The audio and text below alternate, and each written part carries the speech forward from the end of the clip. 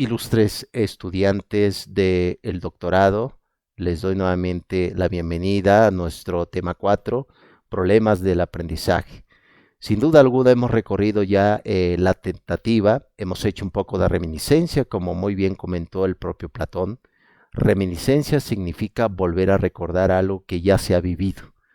Sin duda alguna la propia docencia, la práctica de la profesión de la educación, vuelve inclusive esta parte cíclica, como muy bien comentó Hegel, se vuelve a repetir en el ámbito de la propia historia.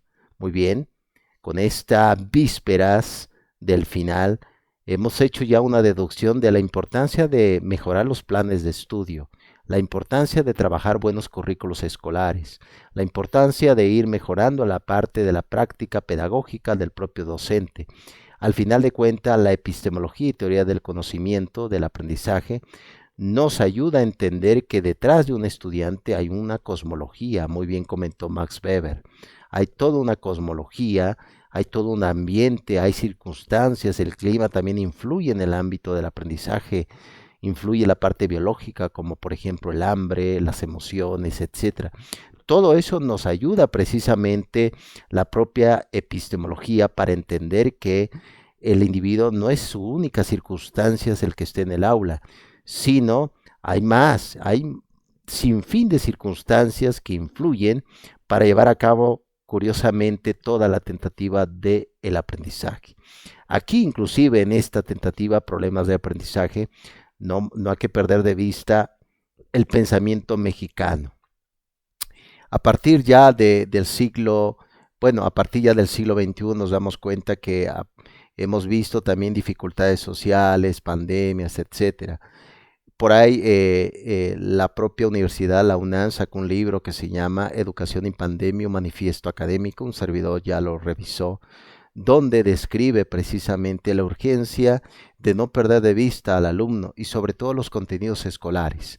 A eso habíamos hablado también de que si el currículo escolar simplemente se maneja por tentativas políticas o por tentativas nada más capitalistas, se pierde de vista toda esa formación integral que requiere el estudiante. ¿Y qué requiere el estudiante? El tipo de materias, la ética, la moralidad, el civismo, todas esas circunstancias ayudan para que el propio estudiante aprenda a tomar buenas decisiones en la vida. Por eso es importante, y este tema 4 es crucial para cerrar nuestra materia, porque cuando hablamos de problemas de aprendizaje, echemos un vistazo, ¿qué está pasando en lo social actualmente? Hay dificultades, narcotráfico, delincuencias, etcétera. Entonces, ¿cuál es la voz que está dando la propia institución, la educación en México, sea pública o privada, ante esos fenómenos? Claro está que la educación no puede resolver todos los problemas, lo hemos ya comentado, pero puede propiciar para que se genere una pauta de solución. Por lo tanto, allí deben de entrar las materias humanistas. Las humanidades se remonta en la época inclusive de los propios griegos, en la época del pensamiento. Eso es importante. Una vez comentó Demócrito, un presocrático, decía que la morada de nuestro destino está en el alma. El alma es la ética, el alma es la conciencia, el alma es el pensamiento. Por lo tanto, eso es importante llevar a cabo. Cuando la propia institución educativa no está cumpliendo con alzar la voz o dar respuestas ante las necesidades de la propia sociedad, no está dando realmente y no está ayudando para llevar a cabo el desarrollo de la reflexión. Sin duda alguna son temas de vital importancia cuando hablamos de todo esto. Ahora bien, dentro de esas escuelas del pensamiento hemos visto ya lo que es el cognitivismo social con el profesor Albert Bandura, hemos visto ya la psicología educativa con Carl Rogers, con el propio Skinner, Watson, que pertenecen a otra escuela del pensamiento. Ahora va de la mano un concepto que se va a llamar el conductismo. El conductismo es una teoría epistemológica que surge del ámbito de la biología. Entre ellos tenemos al profesor, un sacerdote ruso ortodoxo llamado Iván Petrovich Pavlov, que curiosamente gana el premio Nobel con una investigación sobre la digestión. Él consideraba que el individuo, a través precisamente de sus experimentos con animales, en especial con los perros, se dio cuenta que se puede condicionar hacia una meta específica a través de la alimentación. Entonces el conductismo empezó a surgir y al final de cuentas se fue generando a través ya del pensamiento anglosajón con Watson, con Skinner, y a través de ese pensamiento llega al ámbito escolar. ¿Qué significa esto? Que la forma como está la escuela, la forma como está constituida el salón de clases, el timbre, los premios, todo eso es parte del conductismo. Algunos han dicho inclusive que pues no ayuda de mucho, pero sabemos muy bien que a veces condicionar a los jóvenes de manera específica, a lo mejor no tan determinista, puede ayudar para que ellos logren sus metas. Porque al final de cuentas, eso es importante también comentar que por eso, para eso está la escuela, porque un joven no se puede gobernar a sí mismo. Muy bien lo comentó el inglés Thomas Hobbes en el libro, eh, curiosamente, El Leviatán, donde decía que la persona era incapaz de gobernarse a sí mismo, pues los jóvenes, los niños no se pueden gobernar por la estructura que tienen todavía de jóvenes que necesita desarrollar un poco más el proceso de lo cognoscitivo.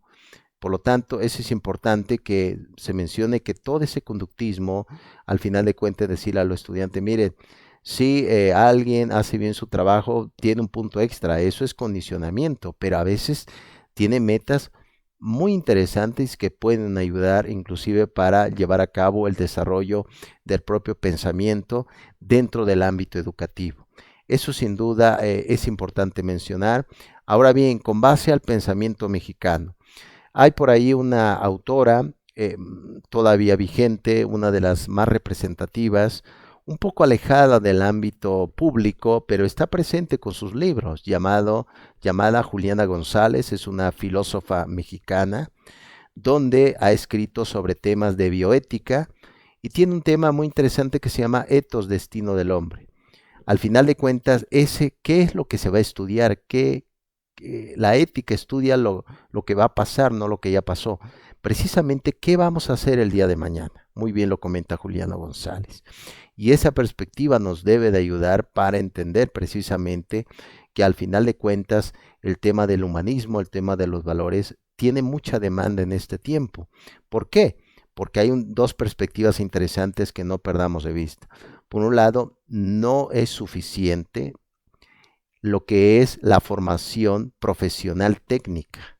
¿Qué significa esto? Yo soy un excelente médico, soy un excelente administrador, soy un excelente mercadólogo, pero si no tengo mi sustento ético y soy corrupto o no estoy ayudando para sustentar un bien público, no es suficiente esa formación.